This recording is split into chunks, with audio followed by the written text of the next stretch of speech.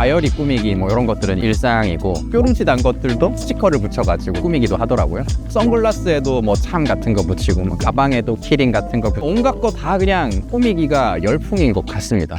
안녕하세요. 철학기업 라이프코드의 서보현 PD입니다. 별다꾸라고도 하던데 별걸 다 꾸미는 시대죠. 오늘은 왜 이렇게 꾸미기 열풍인가에 대해서 한번 얘기를 해보려고 합니다. 대취향의 시대라고도 하잖아요. 소비는 소속과 차별의 끊임없는 경쟁이라고 하시더라고요. 소속이라는 건 뭐냐면 동질 집단들이 소비하는 것들을 같이 소비하면서 소속감도 느끼고 안정감을 느낀다는 거죠. 차별이라는 거는 이 집단에 속할 정도로 비슷하게 소비는 하지만 그 안에서 난 요만큼은 달라 라는 것들을 좀 보여주고 싶어서 소비를 하는 것들이 많다는 거죠. 우리나라는 어떻습니까? 소속을 위한 동질 집단을 따라가는 소비가 굉장히 익숙하잖아요. 대세를 안 따라가면 안 돼요. 남들 하는 건 다 해야 돼요. 요거트 아이스크림 유행이다? 다 가서 사 먹고, 두바이 초콜릿 유행이다? 그럼 다 가서 사 먹고, 모두가 비슷한 소비를 합니다. 근데 이제 여기서 나를 좀 더 차별화시키고 싶은 욕구들이 이런 꾸미기로 나타난다는 거죠. 예를 들면 처음에 뭐 아이폰을 썼을 때 난 좀 창의적인 사람이야, 난 좀 쿨한 사람이야 하면서 아이폰을 썼는데 친구들 보니까 다 아이폰을 써. 그러면 폰 케이스를 꾸민다거나 배경화면이나 아이콘 배열을 나만의 스타일로 바꿔서 좀 차별화를 내보겠다. 나 맵부심 있는 마라탕 먹는 사람이야 했는데 다 마라탕을 먹네?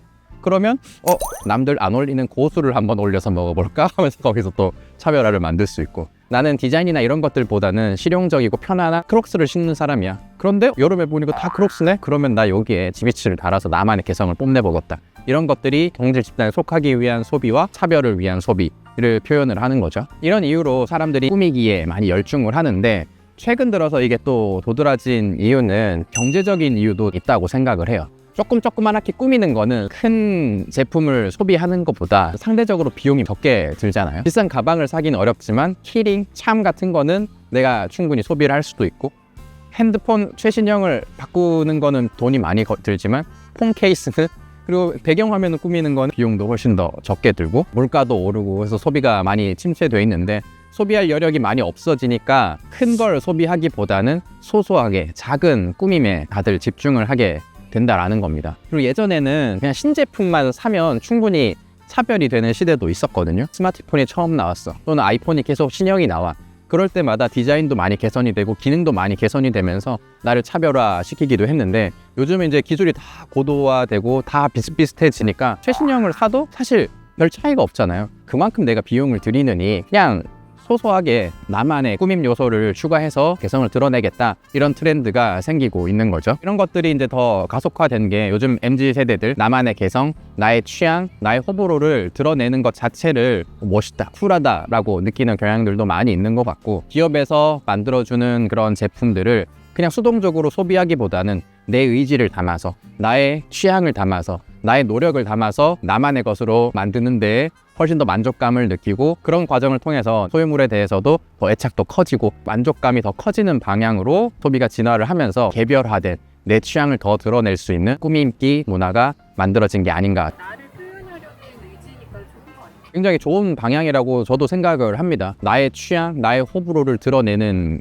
소비인 거고, 그렇게 되면 자연스럽게 내가 무엇을 좋아하고 어떤 것에 가치를 두는 사람인지에 대해서 고민을 할 수 있게 되니까요. 그런데 한 가지 짚어볼 필요가 있죠. 취향이나 나의 개성, 나의 가치관을 보여주기 위한 꾸미기면 괜찮은데, 다름을 위한 다름? 뭘 해야 내가 좀 더 튈 수 있을까? 이런 관점에서 접근하는 것은 겉으로 보여지는 양상은 사실 비슷할 수 있어요. 그렇지만 그 내면은 전혀 다르다는 거죠. 나의 개성과 호불호, 취향을 드러내는 꾸미기면 사실 나의 만족이잖아요. 소비를 하면서도 만족스럽고 그 시선이 나를 향해 있는데, 내가 더 튀기 위해서, 돋보이기 위해서, 인정받기 위해서 그런 꾸미기를 한다? 일시적으로는 관심을 받을 수 있겠지만 사람들이 또 다른 새로운 게 있어서 다른 쪽으로 관심을 돌리면 난 또 그러면 뭘 다른 걸 쫓아야 되지? 난 또 뭘 해야 되지? 계속 불안하고 초조한 거죠. 그 두 가지가 엄청나게 차이가 있다는 겁니다. 정말 만족스럽기 위해서는 그냥 내가 좋아서 해야 진정한 꾸미기가 되는 거죠.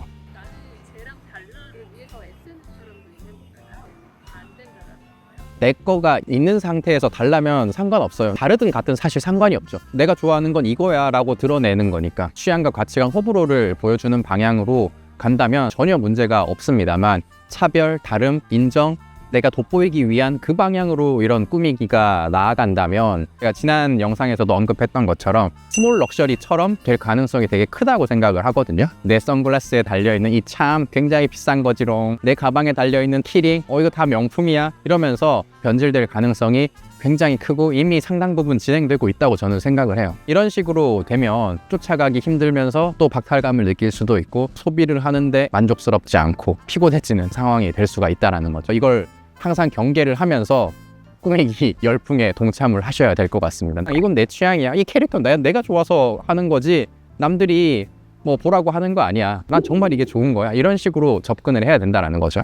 전에 판도라 팔찌가 네. 원래 처음에 나왔을 때는 이렇게 비싸지 않은 물이었는데 그게 점점 그렇죠. 과열되니까 나중에 다양한 모든 꾸미기 열풍이 결국은 자연스럽게 이 방향으로 갈 가능성이 저는 크다고 생각을 해요. 기업에서도 사실 그런 것들을 조장하면서 프리미엄 차들을 계속 만들어낼 거고 그런 것들을 과시하는 사람들이 생기고 연예인들도 그런 것들에 동참을 하고 하면 나를 과시하는 수단으로 변질될 가능성이 큽니다. 내가 뭘 좋아하는지가 사실 명확해야 이게 또 가능해지는 거잖아요. 근데 대부분 우리는 동질 집단에 속하는 소비를 우선으로 해왔고 대세를 따르는 소비에 익숙한 사람들이기 때문에 내가 뭘 좋아하고 내가 어떤 거 샀을 때 만족스러운지 모르는 경우들이 많습니다. 취향을 더 알기 위해 노력을 해야 꾸미기 열풍에 제대로 동참을 할 수가 있을 겁니다. 취향을 그러면 어떻게 하면 알 수가 있냐? 저희가 강연 콘서트에서도 이제 많이 말씀을 드렸는데 어떤 경험을 하든 100% 경험을 하면서 내가 느끼는